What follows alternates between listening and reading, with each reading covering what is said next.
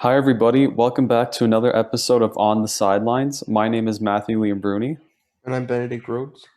and this is our second episode of On the Sidelines since doing our Off the Sidelines series. Of course, a lot of sports are back right now, so we're continuing our On the Sidelines series again. But we hope everyone's continuing to do well during COVID times and everyone's staying safe. But yeah, what like Ben, how have you been since our last episode? Not bad. A lot of homework. So, a lot of school stuff going on, but other Yeah. than that, not too bad. What about you?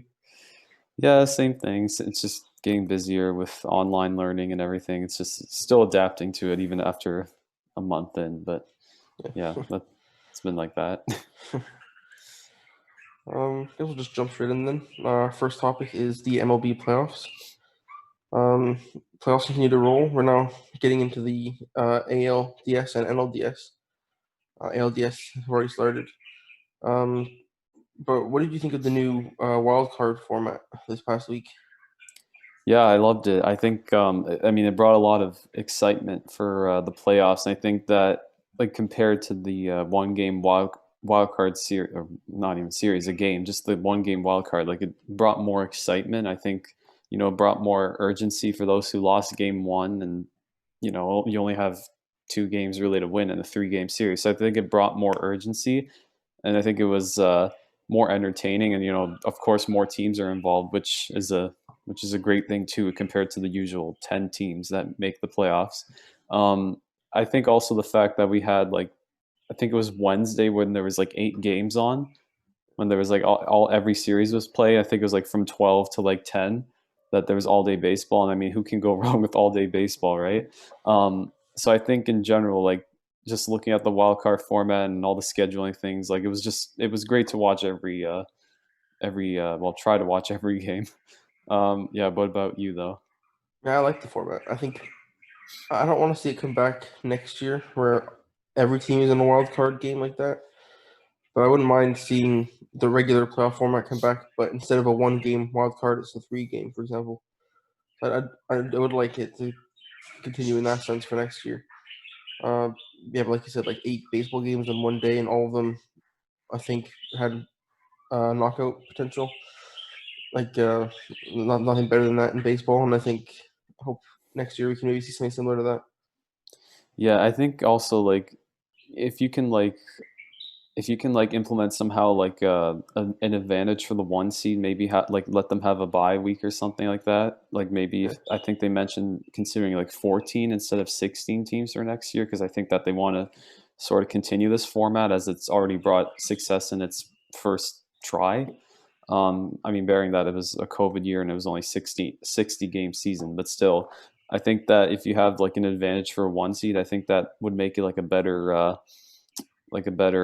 format. Like teams actually have a chance. Like teams actually want to get that one seed. They have the rest for the week, and then they go into the AL or NLDS like rested, which would help them, I guess. I could definitely get behind that. I think that'd be awesome. hmm and of course, there was some surprise winners and losers from last week. So Ben, I'll start with you. Who would you say was your surprise winner last week? I think it's the Miami Marlins, and then they swept the Cubs 2-0. I don't think many people were expecting them to even be anywhere near the playoffs, but they had a pretty good shortened season, but still a pretty good season.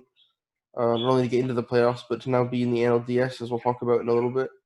I think that's awesome. I think they're my winners from first round. What about you? Yeah, I agree. I think the Marlins were the big winners. I mean, I would also say Houston, but they did play a team who I will say later was the loser of the week because of their horrible playoff losing streak. But I think Houston too. Like, I mean, Houston was kind of like they were surrounded by the cheating scandal and all that. And I think I was kind of shocked to see them like just win two straight games. But yeah, I like you. I agree with Miami from the NL, and then I guess from the AL, I'll say Houston. Um, and then I'll go back to you and say who would be your biggest loser from last week?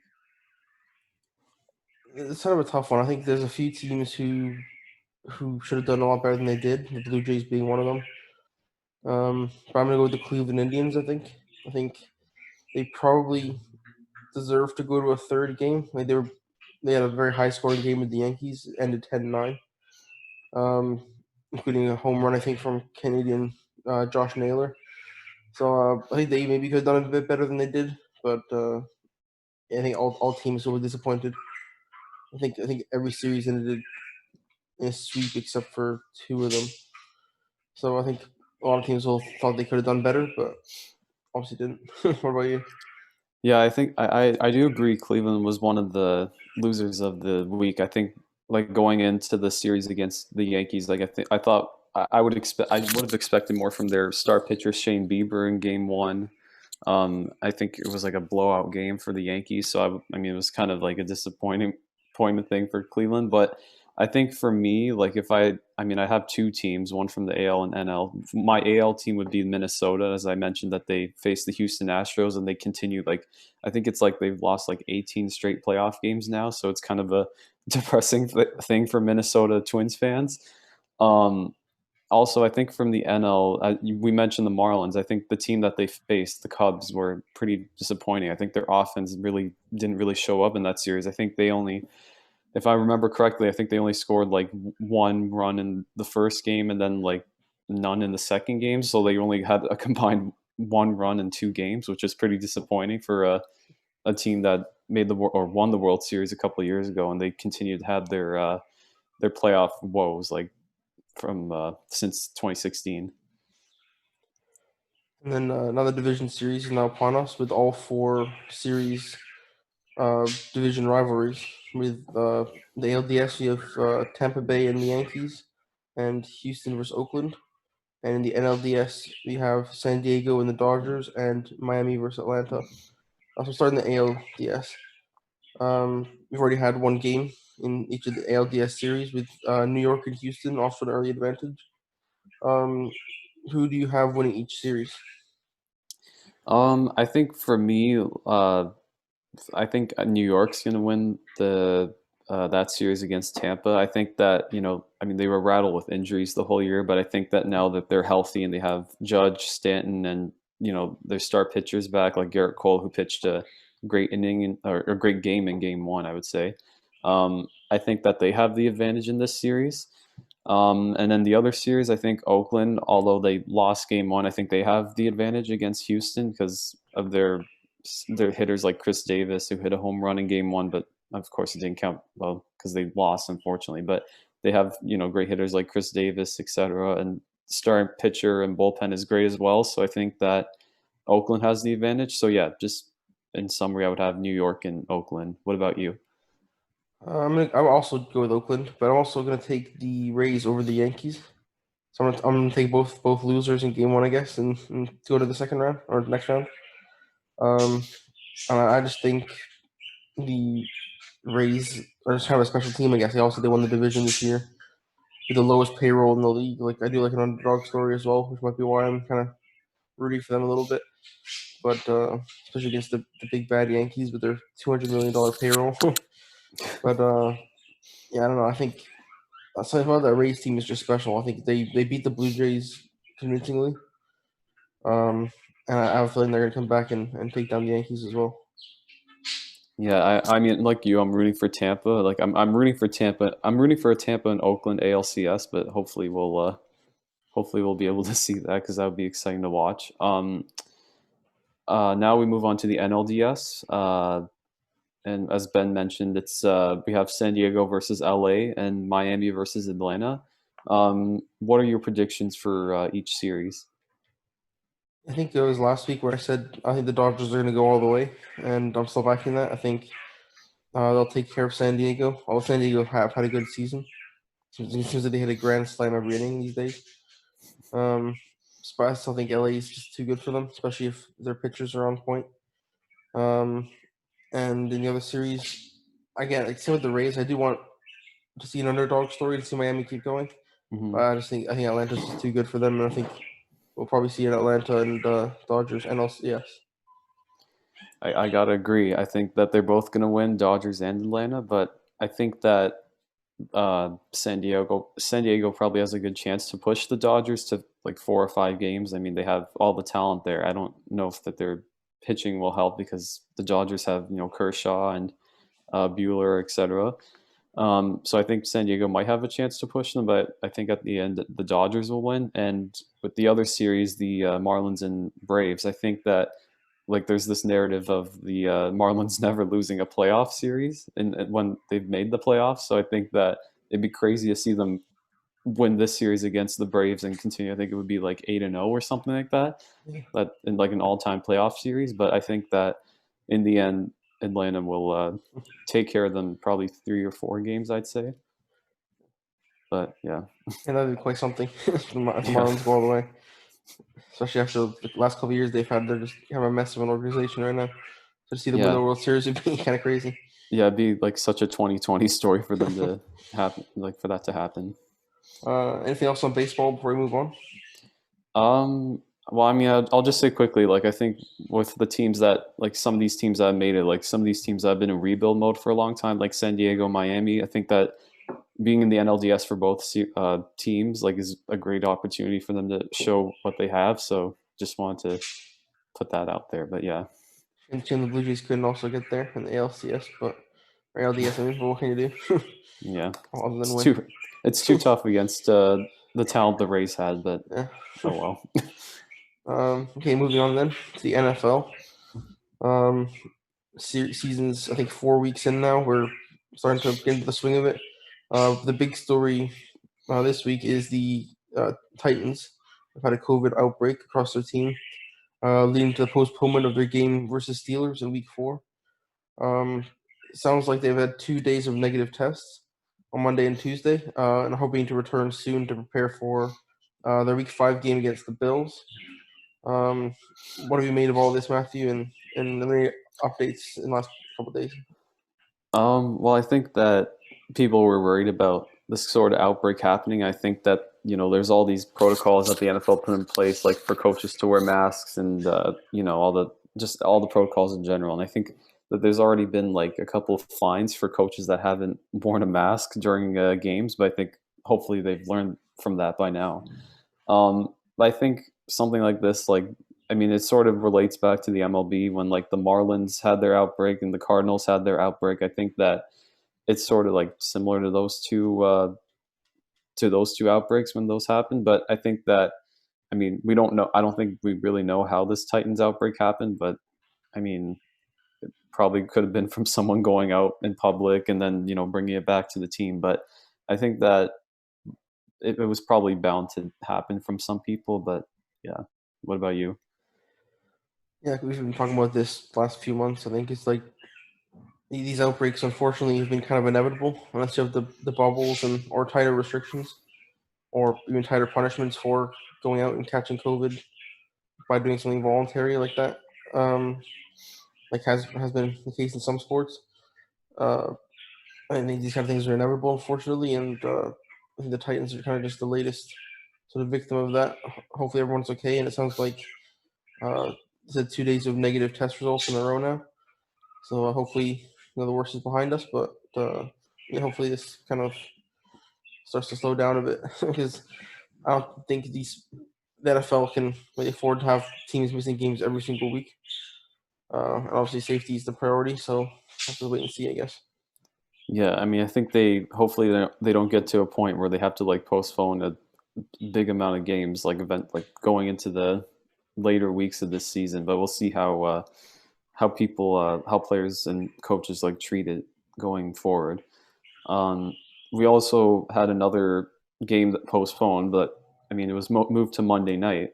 It was the Patriots and the Chiefs game as Cam Newton tested positive for COVID. I think it was on Friday or Saturday. I don't remember what day it was, but um, I think this was also a situation where like they were concerned that they wouldn't be able to play. They would have to move, their bye weeks and this game to another day during the season. But they ended up getting the game on Monday night. The Chiefs beat the Patriots 26-10.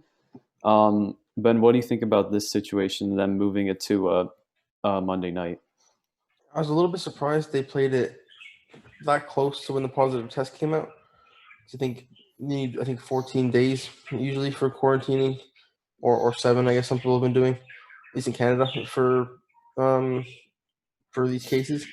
So I was a little bit surprised they only gave him 3 or 4 days in between the positive test and the game being played.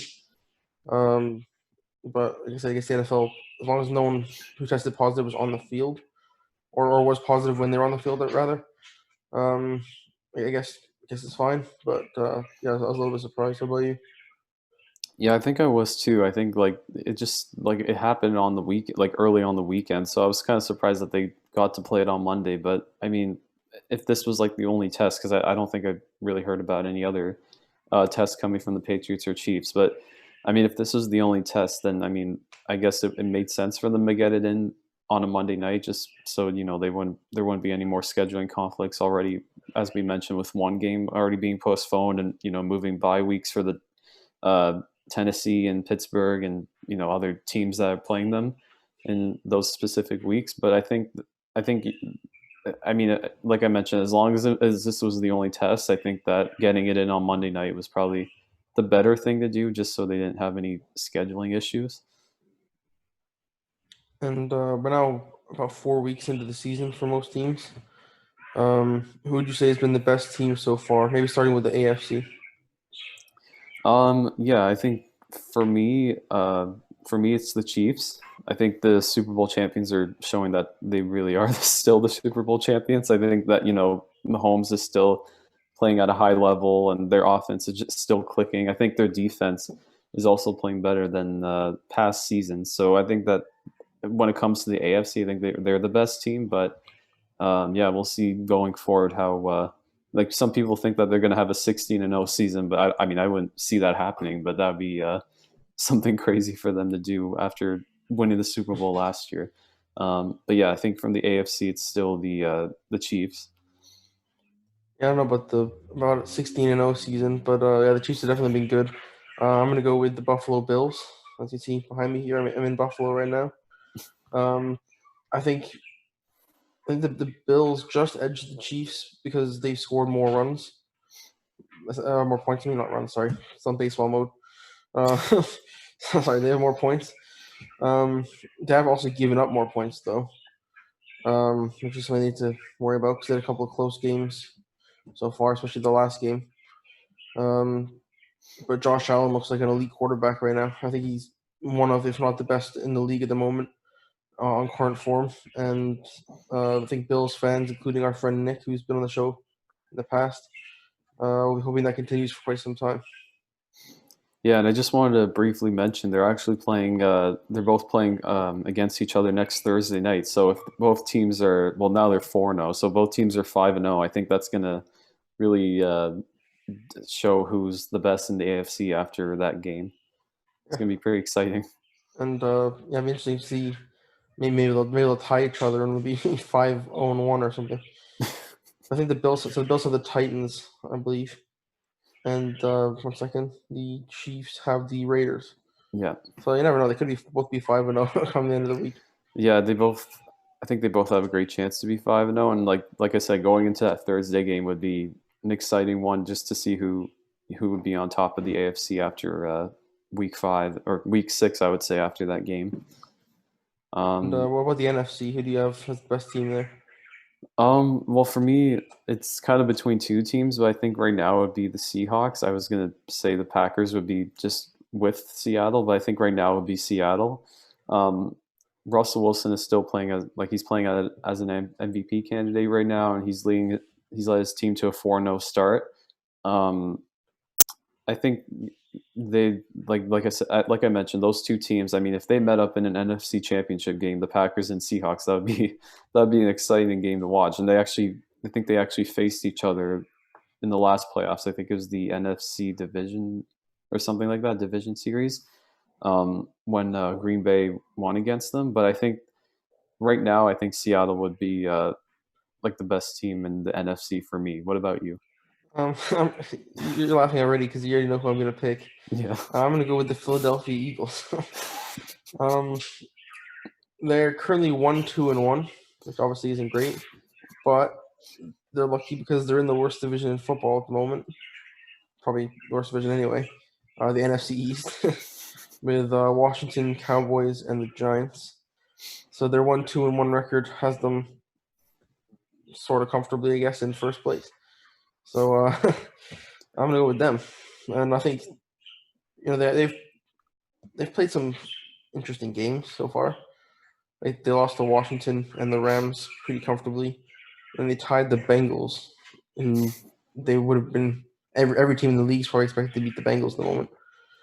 And then they beat the 49ers. So I don't know. It's been an interesting start to their season.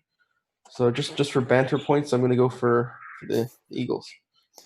Well, I mean, they are in what's called the NFC least, not the NFC East. So, I mean, they have I mean, the other teams in their division are playing bad. Like Cowboys, I think gave up like close to 50 or closer to 50 points against Cleveland, and Yeah. Washington, New York is just like how they always been. There's Washington and New York. Yeah, so I mean, yeah, the Eagles have a good chance to win their division, which is, I guess, some kind of accomplishment. I wonder if they can go a full season without a winning record and still make the playoffs. Well, I think it's happened before with other divisions. I don't have like years or which division it is, but I think it's happened before with other teams or other divisions. So I mean, it'd be funny to see that happen again this year. If it's happening in any division, it's going to be that division. So Oh, definitely, yeah, we'll have to wait and definitely, see. yeah. And moving on to our last topic of the episode, the NBA Finals continue to go on. Right now, currently the Lakers lead the Miami Heat by 2-1. Jimmy Butler almost basically saved the Miami Heat in Game 3 as he put up, I think it was close to like 40 points or something like that. A triple double. Yeah, he had a triple double, and he gave Miami some life as they try to fight back against the Lakers. Ben, moving forward with the NBA Finals, what do you see happening? I think the Heat are going to put up a fight. Like I think Jimmy Butler looks inspired, and so do some of his teammates, of course. But they're not fully healthy, and I think that's what's going to stop them here. I think like a fully healthy Miami Heat team might just push the Lakers to a 6 or 7 games. But I just think the Lakers are just too good, and I suspect they're going to win this game in 5 or 6 games. I'll say probably 5 because I just think LeBron James is not going to be happy that someone else scored more points than him, and now he's going to come back and probably drop 50 in the next 2 games and win his championship. So I'm going to go with the Lakers taking this one. I when we made our predictions, I said the Lakers would win in 6. So I think going into Game 4, I think the Heat are going to depends on their health. I think 2 of their players, Goran Dragic, I think his name is, and Bam Adebayo are injured right now. I mean, we don't know if they're going to come back for Game 4 or so on. But I think Jimmy Butler only has like another great game in him, so I think that they'll bounce back in Game 4 and tie the series at 2. But of course, the Lakers will be too much for them, so they'll win 2 straight, I think, against them, and then, like I said, the Lakers will win in 6 games.